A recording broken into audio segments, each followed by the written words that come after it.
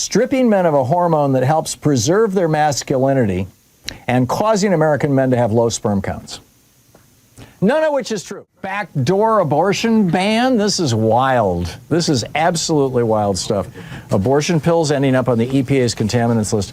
There's this group, Students for Life, that has been for years and years and years just relentlessly campaigning against the abortion pill, mifepristone, as well as abortion in general, and against birth control. And one of the things, you may recall back, I don't know, 20, 30, 25 years ago, it was kind of a little minor scandal that was in the news, or not a scandal, but it was a big news story that lasted for a couple of weeks, that they were discovering birth control pill remnants in drinking water and groundwater and antipsychotic drugs and sleeping pill, basically, people take pills and then they pee and then, it gets into the system and into the water system and circulates, and frogs were getting altered by it, and all this kind of stuff. So anyhow, so the EPA actually regulates that. They look for drugs in drinking water, and they look for drugs in wastewater, in the water that gets discharged into our rivers and streams and things like that, from water treatment plants.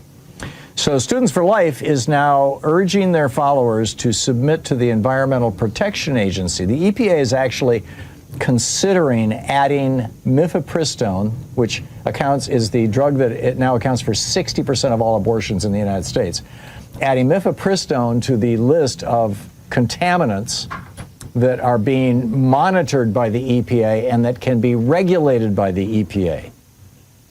And if it can be regulated by the EPA can say, no, you may not sell it any longer, which they've done with a lot of different chemicals that end up in our groundwater that aren't supposed to be there, particularly some of these forever chemicals. And once they've banned it, you got no more abortion pill. So they're working on this, and they're going, they've kind of gone way beyond this. This is Jessica Valenti's reporting, by the way. She's got a great newsletter on Substack that is free. I recommend you check it out.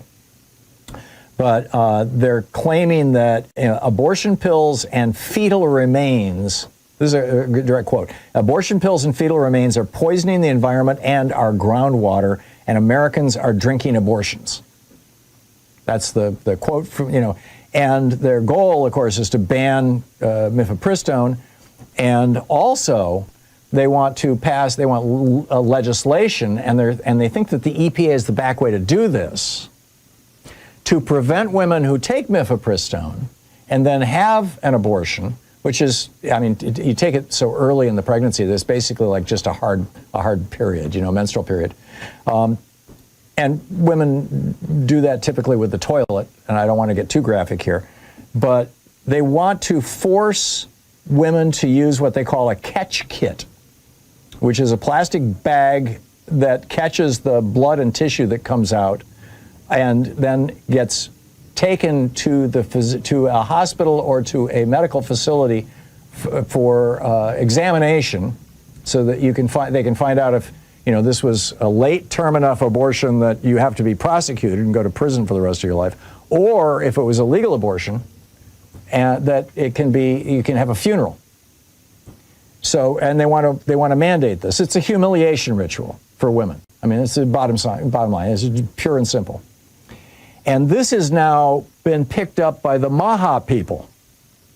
So now you've got the Students for Life, this, which is started out as a Catholic anti-abortion group and has now just become the evangelicals got in on it, and now it's kind of a Christian anti-abortion group. And then you got the MAHA people.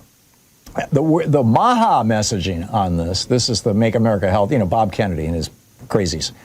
Their messaging on it is that mifepristone getting into our water supplies, and yes, it's there and it's measurable, but it's tiny, tiny, tiny, tiny, right?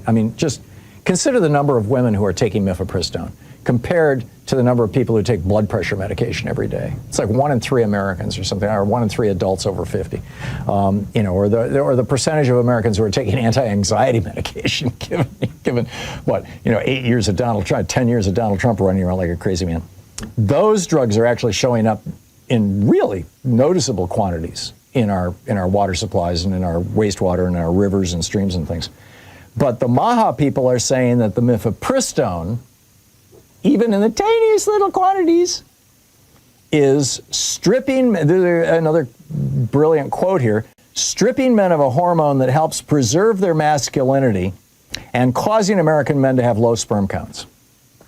None of which is true. I mean, you know, even if men took mifepristone, you can take a mifepristone pill, it's not going to do that to you. But this is what's going on. And the EPA thing, it's called the Drinking Water Contaminant Candidate List, the CCL, the Contaminant Candidate List. And they're also, the Students for Life are also lobbying for bills in multiple states. Now that's federal. Now we're at the state level. They're also lobbying for bills in multiple states that would mandate testing the groundwater for abortion pills, birth control, and hormones used in gender-affirming care. So now you know it's not going to stop with mifepristone, right? If they can use this kind of legislation or this kind of regulatory power to ban mifepristone, they're going to go after birth control next, because Students for Life has always been an anti-birth control organization. They're you know, fundamentally, you know, with more white people, right? It's used to be just more Catholics. Now it's more, you know, now more evangelical Christians too, as long as they're white people.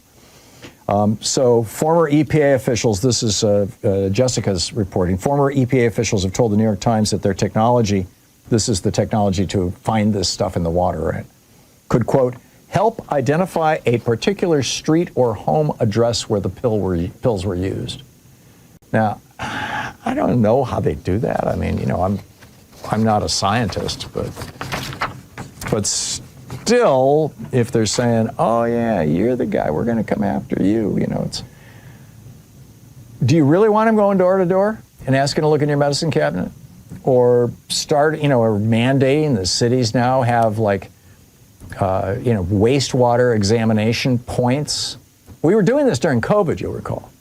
That wastewater was being examined, you know, the city of Lansing, Michigan, okay, well, we got this big wastewater treatment plant. We're going to measure looking for COVID virus, right? Remember that? And you know, they stopped pretty much doing that, I think. Although maybe they still do in some areas. But imagine if they said to the city of Lansing, well, not just at the treatment plant, but, you know, you've got all these places where you got manhole covers where your flows are converging. So we can isolate this down to this block or this block or this block, and let's start taking samples and things. I mean, this could get really out of control.